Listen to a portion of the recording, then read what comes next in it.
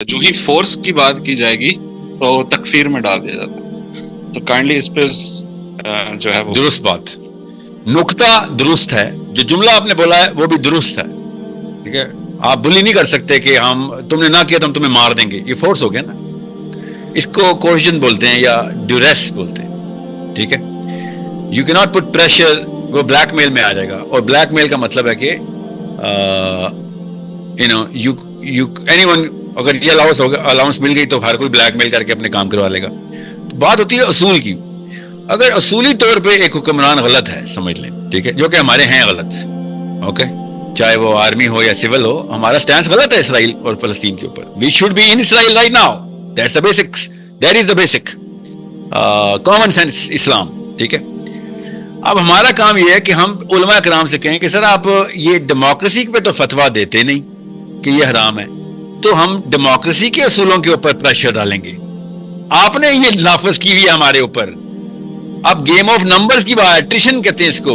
اب ہم آئیں گے پارلیمنٹ ہاؤس پہ پریشر ڈالنے کے لیے. ٹھیک ہے، اگر یہ بات ہوتی نا کہ ڈیموکریسی میں یہ پریشر ڈالنا حرام ہے، تو سب سے پہلے تو پی ٹی آئی نے حرام کیا وہ 6 مہینے کا دھرنا. پھر مولانا فضل الرحمان پشاور میں روڈ بلاک کر کے بیٹھ گیا. وہ علماء کرام نہیں تھے اس وقت، کیسے فورس الاؤ تھی؟ کیونکہ وہ حرام نہیں کر رہے تھے. نہ عمران خان نے حرام کیا تھا، نہ فضل الرحمان نے. کہ بھائی ڈیموکریسی میں نمبرز شو کر کے پریشر ڈالا جاتا ہے کس بات کا؟ کہ بھائی پیپلز مینڈیٹ ہے یہ. تم کہتے ہو پیپلز ڈیموکریسی، پیپل یہ چاہتے ہیں، ہم لوگ یونانیمسلی یہ چاہتے ہیں.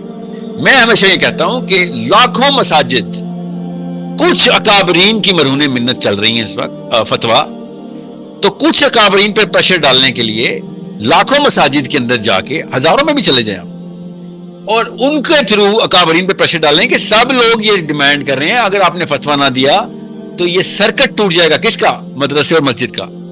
یہ نظام چلانا ان کے لیے بھی ضروری ہے. تو وہ کیا کریں گے؟ فتویٰ ایشو کریں گے. فتویٰ ایشو کرنے سے کیا ہوتا ہے؟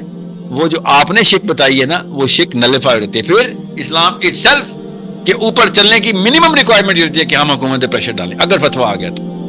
اوکے، 3 الگ الگ قسم کے فتوے ہیں. میں ٹاپ فتویٰ مانگتا ہوں کہ جو گورنمنٹ کے لیے اسپیشلی ہوتا ہے وہ عوام کے لیے، گورنمنٹ پہ لگتا ہے وہ فتویٰ. سو آپ جب یہ جملہ بولیں گے علماء کرام سے تو وہ بتائیں گے کہ او نہیں یہ والا فتویٰ نہیں ہم لگا رہے بھائی، یہ تو ہماری حکمت کے خلاف ہے. یہ وہی 2 اسٹیٹ سولوشن والی حکمت ہے.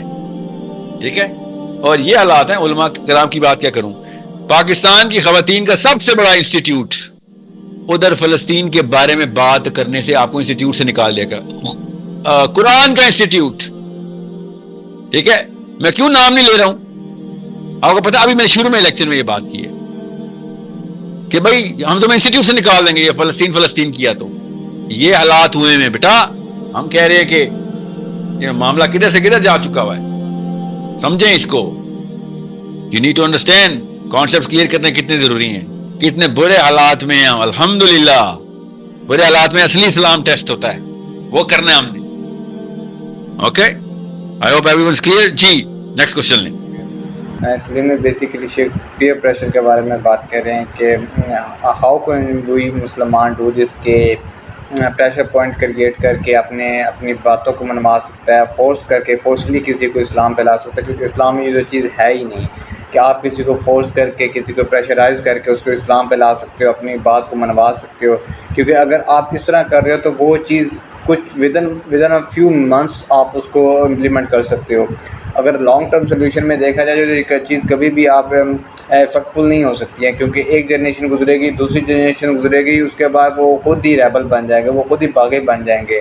نہ تو آپ کی خلافت اتنا چل سکتی ہے. اگر اسلامک سسٹم کی بات کر لیں، اگر جب تک آپ ذہنوں کو فتح نہیں کرو گے، جب تک آپ ایک آئیڈیالوجی کو فتح نہیں کرو گے، آپ کبھی بھی یہ ایکسپیکٹ نہیں کر سکتے ہو کہ آپ کی خلافت جو ہے وہ لانگ ٹرم میں چلے گی. اگر آپ یوتھ کو فتح کر لیتے ہو، یوتھ کو نوبلائز کر دیتے ہو، ان کو چینلائز کر دیتے ہو، ان کا اصل پرپس آپ لائف سمجھا دیتے ہو کہ اسلام ایک سسٹم ہے. اللہ نے مسلمانوں کو ایک سسٹم بنا کے یہاں پہ بھیجا ہے، ایک اللہ کا نظام لانے کے لیے بھیجا ہے. تو پھر وہ کبھی بھی اس چیز سے بیک اینڈ نہیں کریں گے.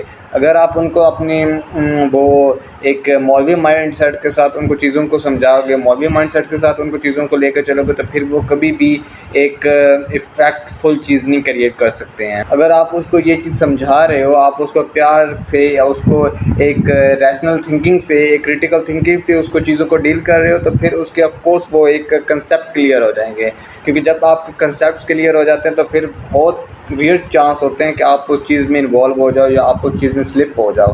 اور یہی چیز ایک مسلم آئیڈیالوجی میں بھی ہمیں دیکھنے کو ملتی ہے کہ آپ کسی کو پریشرائز کر کے کوئی چیز نہیں کر سکتے ہو۔ اگر آپ پریشرائز کر کے کسی چیز کو امپلیمنٹ کرواؤ گے، پھر یا وہ نفرت ہے، وہ لو ہے، وہ کچھ بھی ہے، تو کبھی بھی آپ اس سے پازیٹیو آؤٹ کم ایکسپیکٹ نہیں کر سکتے۔